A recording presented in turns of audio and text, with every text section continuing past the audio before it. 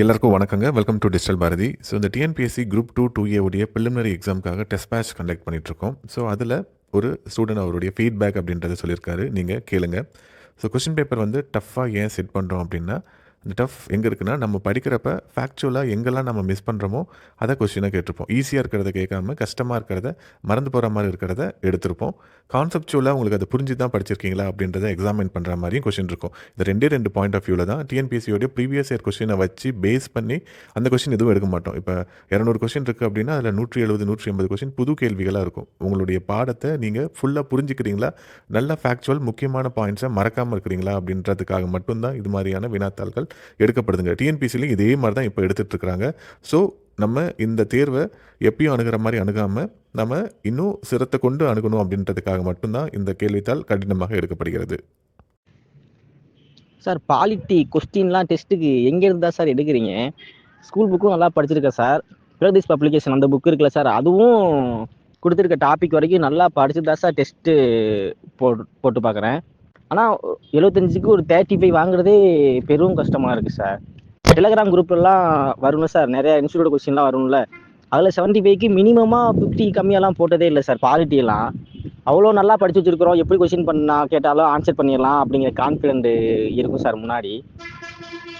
இப்போ சரி கொஸ்டின்லாம் டிஎன்பிஎஸ்சியில் கொஞ்சம் இதாக கேட்டாங்கன்ட்டு சரி உங்கள் இதை நாங்கள் ஃபாலோ பண்ணிட்டு இருக்கேன் சார். அதை 1 இயராகவே ஃபாலோ பண்ணிக்கிட்டு இருக்கனால சரி கொஞ்சம் கஷ்டமாக இருக்கிறனால எழுதலான்ட்டு பர்ச்சேஸ் பண்ணி வாங்க. ரொம்ப பயமாக இருக்குது சார். இப்படிலாம் கொஸ்டின்லாம் குரூப் 2 பிலிம்ஸுக்கெலாம் வந்துச்சுன்னா எப்படி ஆன்சர் பண்ணுறது அப்படிங்கிற மாதிரி ரொம்ப பயமாக. ஏன்னா பாலிட்டி அவ்வளோ நல்லா தெரியும், படிச்சிட்டோம் அப்படின்னு நினச்சதுலேயே 35 ஒரு 30-40 கொஸ்டின் தப்பாகுதுன்னா இன்னும் அடுத்த டெஸ்ட்டு ஹிஸ்ட்ரி எக்கனாமிலாம் போகும்போது நினச்சாவே பயமாக இருக்குது சார். அதிலலாம் ஒரு 10-20 தான் தெரியுமோ, அப்போ நம்மளால் சிலபஸ் இந்த 70 நாளில் முடிச்சிட முடியுமோ அப்படிங்கிற மாதிரி செல்ஃப் டவுட் வர்ற மாதிரி இருக்குது சார். ரொம்ப பயமாக இருக்குது.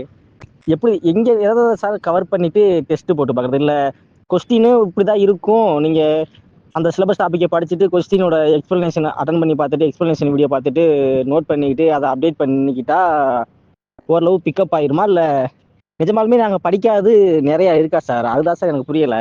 இல்லை படிக்கிறது என்ன, நீங்கள் என்ன நிறையா படிக்கணும் அப்படிங்கிற மாதிரி இருக்கா? இல்லை நான் ஸ்கூல் புக்கும் நல்லா படிச்சிருக்கேன் சார், அந்த பாலிட்டியில் பிரகதீஷும் நல்லா படிச்சிருக்கேன். ஆனால் இருந்தாலுமே பாதி கூட ரைட் ஆக முடியலங்கிறது ரொம்ப பயமாக இருக்குது சார். இப்போ ஹிஸ்ட்ரிக்கெல்லாம் எப்படி தான் சார்? ஏன்னா சுரேஷ் ஏத்திரி பார்த்துருக்கேன் சார். ஹிஸ்ட்ரிக்கு ஸ்கூல் புக்கு ஏத்திரி பார்த்துட்டு வந்தாலுமே எப்படி ஈஸியாக இருக்குமா அப்படிங்கிறதும் கொஞ்சம் பயமாகவும் இருக்குது சார். இவ்வளோ கஷ்டமாலாம் இருந்தால் என்ன பண்ணுறது அப்படிங்கிற மாதிரி. எப்படி தான் ப்ரிப்பேர் பண்ணிவிட்டு டெஸ்ட் அட்டன் பண்ணுறது? ஓரளவு ஸ்கோர் பண்ணால் கூட கொஞ்சம் ஒரு திருப்தி ஆகிற மாதிரி இருந்தால் கூட பரவாயில்ல சார். ஆனால் எக்ஸ்ப்ளனேஷன்லாம் வேறு லெவலில் இருக்குது சார்.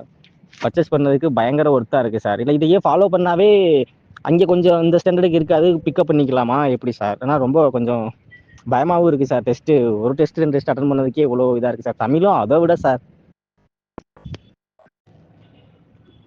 தமிழில் இப்போ பிரித்தெழுது சேர்த்தெழுதெல்லாம் ஸ்கூல் புக்கில் என்ன இருக்கோ அதான் சார். புத்தா புக்கை படிச்சுட்டு போட்டால் ஸ்கூல் புக்கில் என்ன இருக்குதோ அதான் சார் அவங்களும் கொடுத்துருக்காங்க. அதை பார்த்துட்டு வந்து டெஸ்ட்டு போட்டால் அந்த ரூலில் எது வராதது தேர்ந்தெடு அப்படிங்கிற மாதிரி நம்ம அதை புணர்ச்சி விதியெல்லாம் எல்லா விதியும் எழுதி பார்த்துட்டு எந்த விதி அப்ளை ஆகலையோ அது மாதிரிலாம் கொஸ்டின் இப்படியெல்லாம் கேட்குறாங்கிறதெல்லாம் நிறையா கொஸ்டின் அதே மாதிரி வரதெல்லாம் புதுசாக இருக்குது சார்.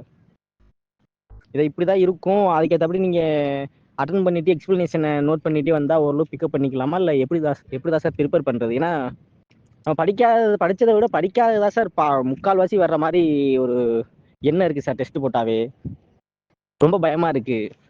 இப்படியே எல்லா டெஸ்ட்டுமே அட்டன் பண்ணால் எப்படி அங்கே எக்ஸாம் ரியல் எக்ஸாம்லையும் இப்படியே வந்துருச்சுன்னா என்னங்கிற மாதிரி ஒரு பயமாகவும் இருக்குது சார். இப்போ